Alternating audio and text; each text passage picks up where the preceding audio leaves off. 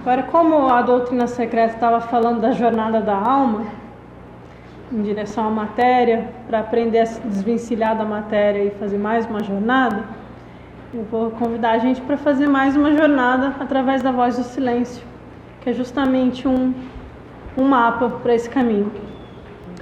Eu sei que muita gente na Sociedade Teosófica já fez palestras sobre a voz do silêncio, né? No próprio YouTube tem muitos. Eu já assisti muitos bons palestrantes falando disso, e eu não quero só ficar repetindo o texto, mas é um texto que ele, sempre que a gente lê, dá para acrescentar mais alguma coisa. Eu estou lendo ele desde a minha adolescência e eu estou sempre vendo alguma coisa nova nele. Então eu vou começar contextualizando bem rápido, não vai ser igual a outra parte, só para mostrar o texto, e a gente vai entrar. Eu espero que a gente consiga sentir que a nossa alma também está fazendo uma jornada. De maneira bem solta, eu tive a impressão, posso estar enganada, que os 3 fragmentos falam de 3 fases da etapa do caminho espiritual. O primeiro fragmento fala do Arhat, chega até um certo grau de iniciação. O segundo fragmento, o Arhat se torna um Bodhisattva, que é um Mahatma. E no terceiro fragmento ele se torna um Buda. Então a gente vai ver o texto como um caminho.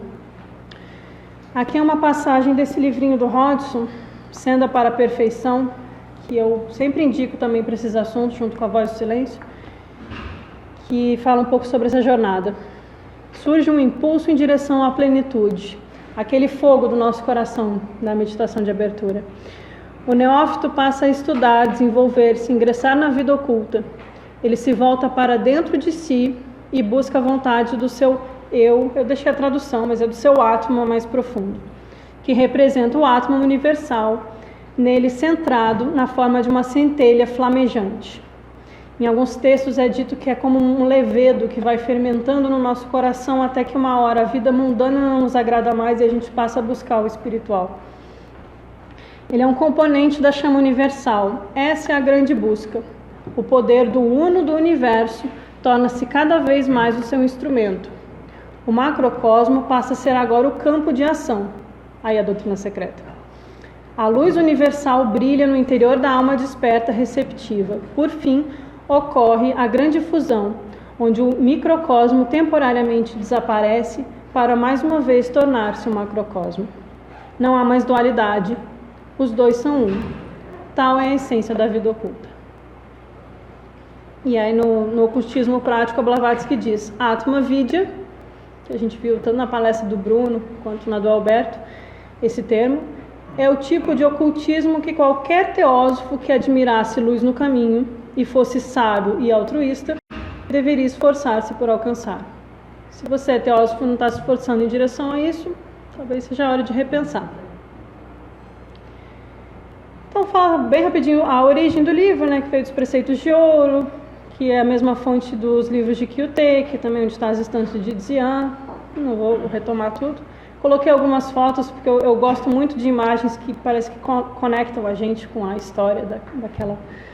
E ali é uma imagem de como é os textos tibetanos, tanto em madeira, quanto em placas de metal, ou em folhos mesmo, mas são assim compridinhos e guardados nas bibliotecas. Essa é a imagem do mosteiro de Tashilhump, onde a Blavatsky diz, vivi em Shigatse, no território de Tashilhump e vizinhanças, e fui mais além.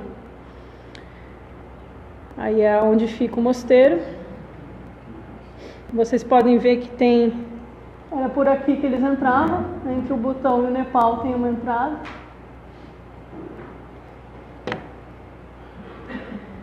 Uma imagem de Tashilhump, árido. Uma biblioteca de um mosteiro tibetano. Acho que essa não é secreta, essa deve ser das mais abertas. Mas para a gente imaginar um pouco como eram os livros da onde ela aprendeu, né? Blavatsky diz no prefácio da Voz do Silêncio que a obra representa o pensamento da escola Yogacara do budismo.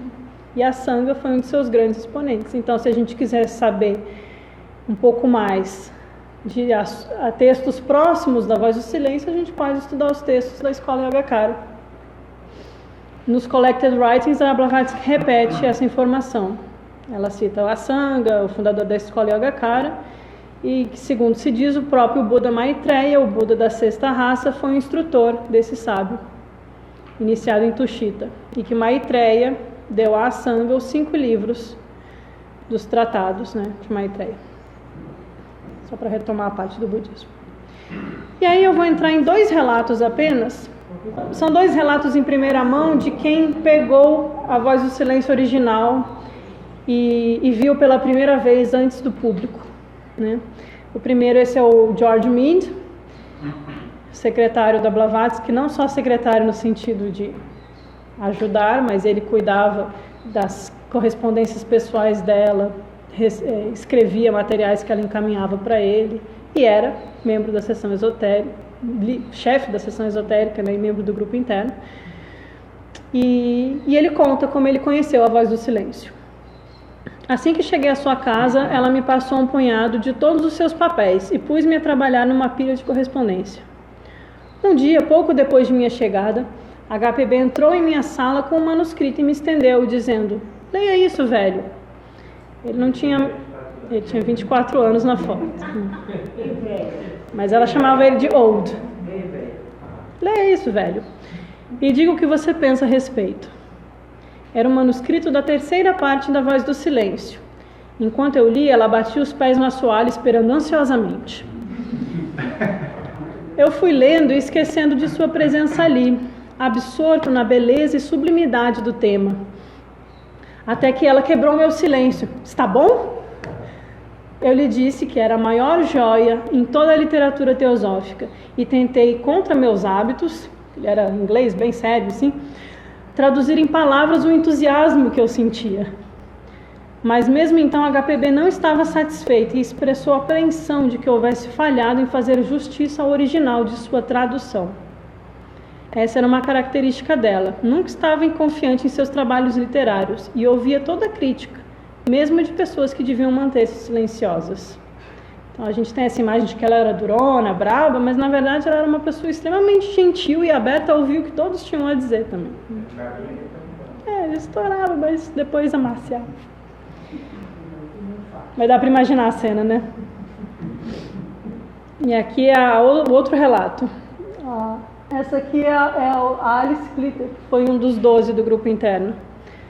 Aqui ela foi a responsável pela publicação da Voz do Silêncio na China, com os auspícios do Panchen Lama, e ela está com os tibetanos aí na foto. Mas antes, voltando a Londres, né, um dia estava eu e Mead no escritório pessoal de Blavatsky.